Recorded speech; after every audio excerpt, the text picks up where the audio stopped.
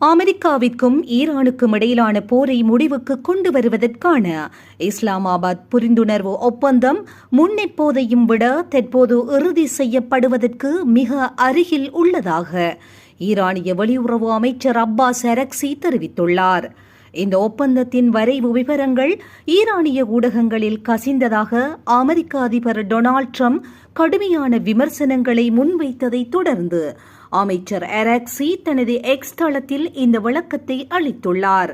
ஒப்பந்தம் முழுமையாக இறுதி செய்யப்படும் வரை அதன் உள்ளடக்கங்கள் குறித்து ஊடகங்கள் ஊகங்களை வெளியிடுவதை தவிர்க்க வேண்டும் என்றும் முறையான வெளிப்படையான அணுகுமுறையுடன் அனைத்து விவரங்களும் உரிய நேரத்தில் பொதுமக்களுக்கு அறிவிக்கப்படும் என்றும் அவர் வலியுறுத்தியுள்ளார்.